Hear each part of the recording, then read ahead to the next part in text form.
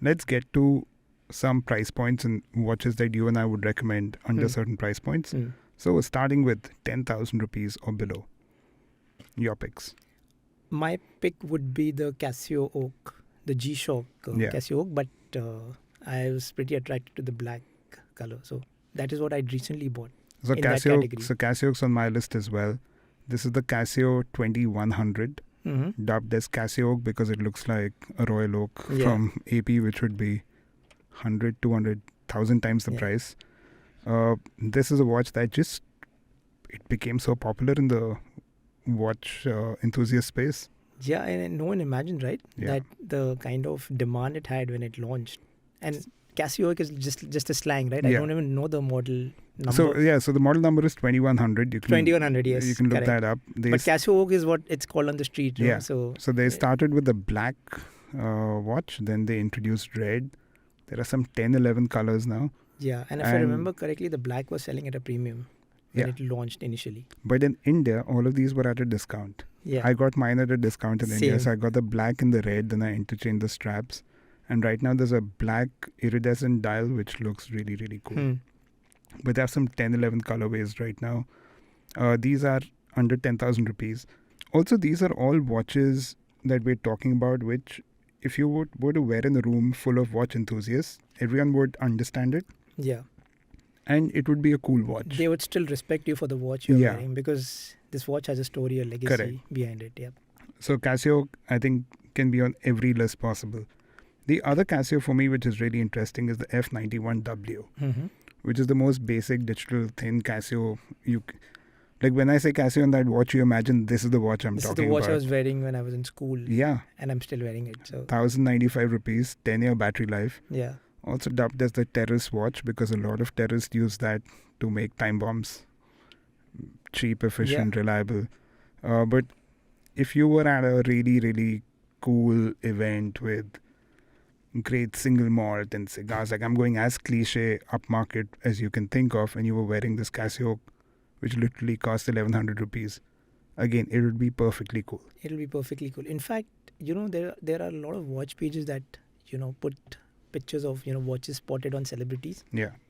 And surprisingly, this watch that you're talking about is featuring like very frequently. If say a XYZ Hollywood celebrity is wearing this watch, it's there on that page, spotted wearing this. So there's that value attached to that watch. And under 10 grand, I don't know if you own any HMTs, but for me, HMT is a big brand to get into in that price point. I used to have an HMT. I'm talking about like 15 years back. For some reason, I don't have that watch anymore. But back then I did have an HMT, which I really used to and I was attached to. So HMT started in the 60s or 70s. Yeah. Collaboration between the Indian government and Citizen. So basically getting Japanese know-how. You can still get their mechanical watches for about 3,000 to 4,000 rupees on their website. And you can get an automatic Saurabh, which would be my recommendation for automatic. That's around 8,000. So their manual ones, which is Janta and Kohinoor, very popular. You get several colorways. 3,000 to 4,000, Saurabh 8,000 to 9,000. Made in Bangalore mechanical watches and those price points. Crazy. And HMT has that cult status in India because, the things you spoke about the brand, they've sort of set that benchmark, for how to make these watches clean, affordable, yet classic. Also, I think HMT is the real reason why I got into watches because the day they announced that HMT is shutting down, I was like, damn, what is this thing? Let's go buy some. Yeah. And that's how the whole hobby, at least for me, started. So very easy to get into. So both, I think, under 10 grand, Casio and HMT, you cannot go wrong. They're just great watches to have. Agree.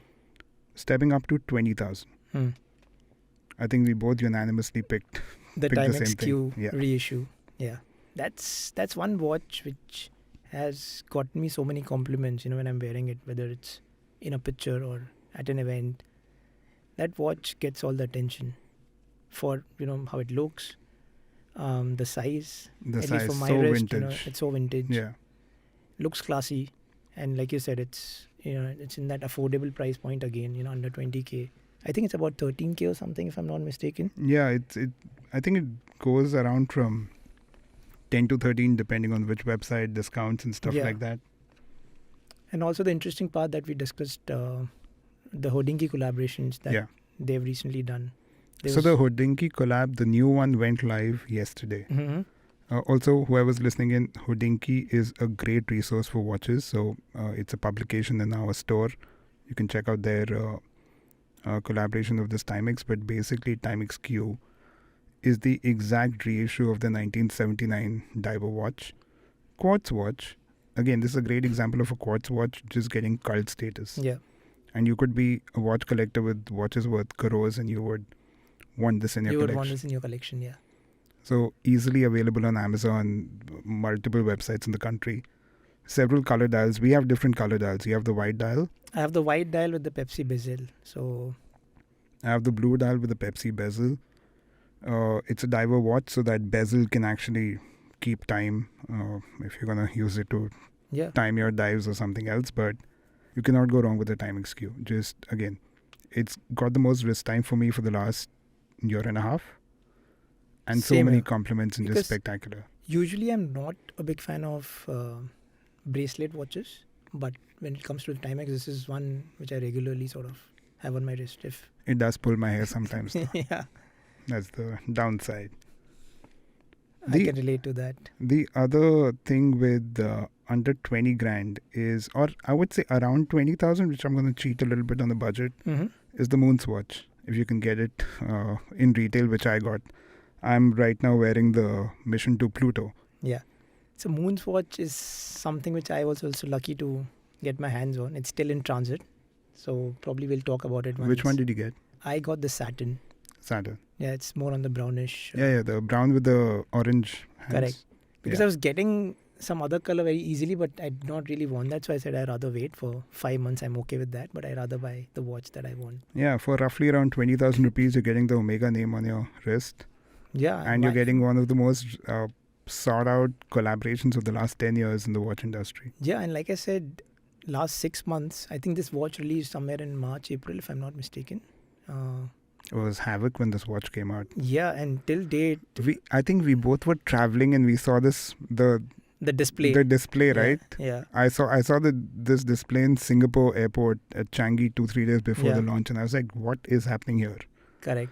Man, so I'd already asked a friend in Hong Kong to get this when it releases, thinking that it'll be like really easy to get one.